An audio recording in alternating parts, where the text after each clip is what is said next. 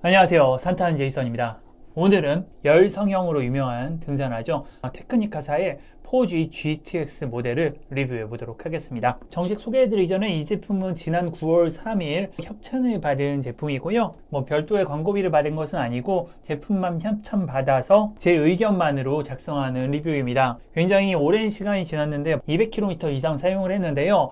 겨울철에도 사용을 해보고 리뷰를 하고 싶어서 늦게 올려도 괜찮겠냐라고 말씀을 드렸고 흔쾌히 괜찮다고 하셔서 제가 충분히 사용을 해보고 리뷰를 할 수 있게 되었습니다. 오늘 순서는 간단하게 스펙 먼저 말씀드리고요. 장점 5가지, 그리고 단점 2가지, 그리고 호불호가 갈릴 만한 내용 2가지, 그리고 마지막으로 제 결론을 말씀드리도록 하겠습니다. 일단 이 제품을 간단하게 먼저 좀 소개해드리면요. 2018년에 출시를 해서 그 해에 굉장히 많은 곳에서 상을 받았습니다.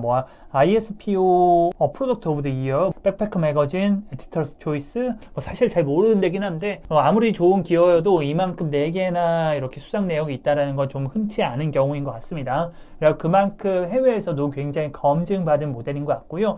이 모델의 가장 큰 특징이라고 하면은 열성형입니다. 조금 뒤에 자세히 설명해 드리겠지만은 열성형을 통해서 이 발목 부분이라든지 혹은 밑창 부분을 자신의 발에 딱 맞게 할 수 있어서 한 20분 만에 수제 등산화의 장점을 취할 수 있는 것이 테크니카 4G GTX의 장점인 것 같습니다.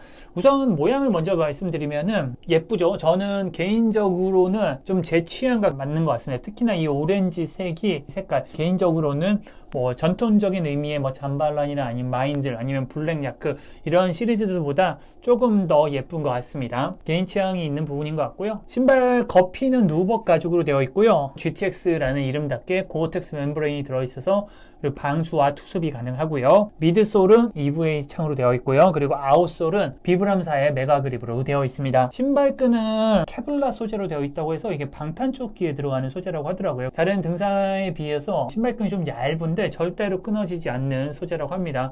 여기 조금 이렇게 된 거는 제품의 잘못이 아니라 제가 워낙 물건을 험하게 써서 그렇습니다. 발목 부분이 좀 특이한데 이게 설포 혀라고 하죠. 신발 혀라고 하는데 신발 혀 부분이 보통은 여기도 끊어져 갖고 이렇게 따로따로 놀잖아요. 근데 한쪽만 좀 뚫려 있고 그리고 전체적으로 발목을 좀 감쌀 수 있는 형태의 신발혀 형태를 갖고 있습니다. 테크니카사 말로는 오버랩 스타일 텅이라고 하더라고요. 그러니까 오버랩 되는 신발혀 스타일이라고 생각을 하시면 될 것 같습니다.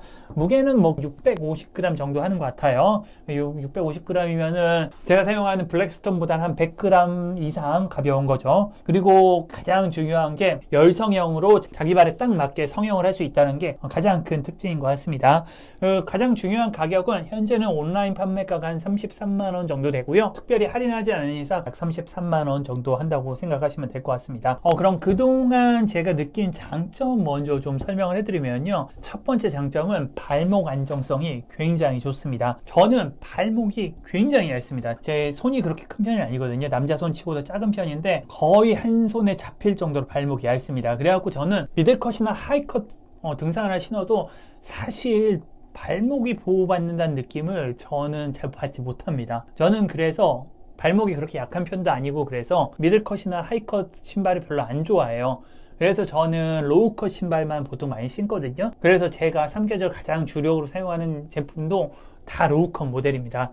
하지만 이 제품은 딱 신어보면은요, 신발끈 딱 제대로 매면은 발목이 보호받는다는 느낌이 확실히 듭니다. 첫 번째로 오버랩 스타일의 텅이 발목을 감싸는 느낌이 확실히 보여주고요. 또한 이 발목 부분에도 열성형이 되기 때문에 비교적 얇은 제 발목도 달라붙어서 보호해준다는 느낌이 확실한 것 같아요. 테크니카사는 보통 등산화를 많이 만드는데 이 그룹 자체가 스키 신발도 많이 만들고 신발 쪽에 일가견이 있는 곳인 것 같더라고요. 그런 노하우를 바탕으로 발목을 보호하는 데 굉장히 좀 특화되어 있는 듯한 느낌이 좀 있고요. 두 번째로 이 신발이 접지력이 굉장히 뛰어납니다. 제가 앞에도 말씀드린 것처럼 비브람 메가그립이라는 아웃솔 밑창을 사용을 했는데요. 메가그립은 요즘은 이제 많이들 아시는 것 같아요. 3, 4년 전만 해도 비브람 미끄러워 이런 식의 평가가 굉장히 많았었는데 이미 비브람 메가그립은 리치 엣지만큼 굉장히 좋은 접지력을, 그러니까 화강암에서도 굉장히 좋은 접지력을 보여준다라고 평가받고 있는 것 같고요. 오히려 눈길이나 젖은 길에서는 리치 엣지창, 그러니까 캠프라인의 리치 엣지창보다 더 우수한 접지력을 보여준다라고 평가받고 있습니다. 제 개인적으로 느낀 느낌은 어디서나 굉장히 안정적이었습니다. 젖은 길, 화강암, 흙길, 그리고 자갈이 많은 미끄러지는 길, 그리고 뭐 눈길 이런 곳, 그러니까 제가 전반적으로 등산을 다니면서 어디에서도 뭐 미끄럽다라는 느낌을 받지는 못했어요. 그래서 전 굉장히 안정적으로 운용할 수 있는 신발 창이라고 생각을 하고요.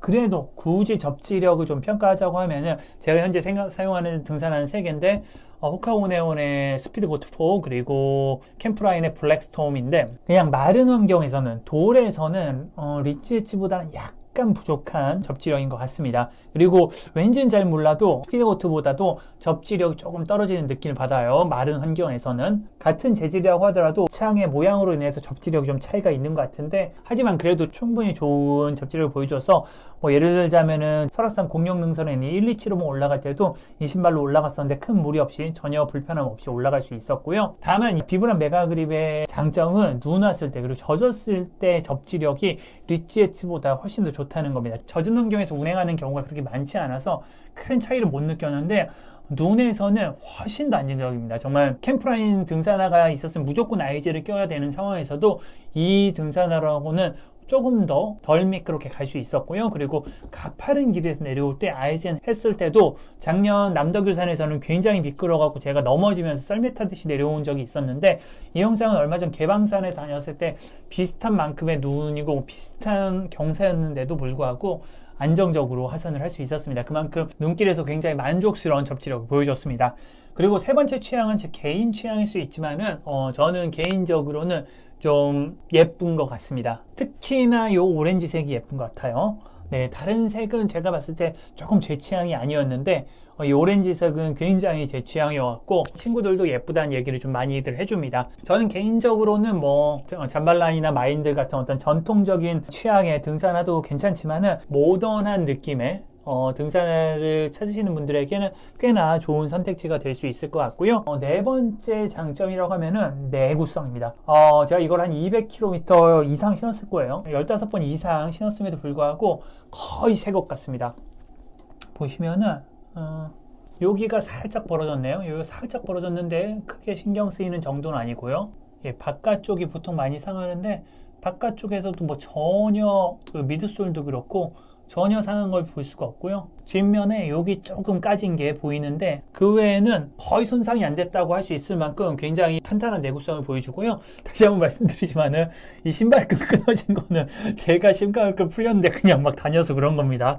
원래 신발끈 풀리면 바로바로 묶어줘야 되는데 제가 좀 성격이 많이 게을러서 그러다 보니까 이거 끝에 이거 달려있잖아요. 플라스틱 그거가 뜯어져 버린 거예요. 아유 협찬해 주신 분 보면 별로 안 좋아하겠네. 비브람 메가그립은 리치 엣지보다 훨씬 더 내구성이 좋기로 유명하죠. 한 200km 이상 신었는데 거의 새 것처럼 뭐 거의 단 데가 안 보이죠. 뒷굽이 약간 단 정도인데 뭐 크게 단 것 같지는 않습니다. 이만큼 굉장히 좋은 내구성을 보이고 있고요.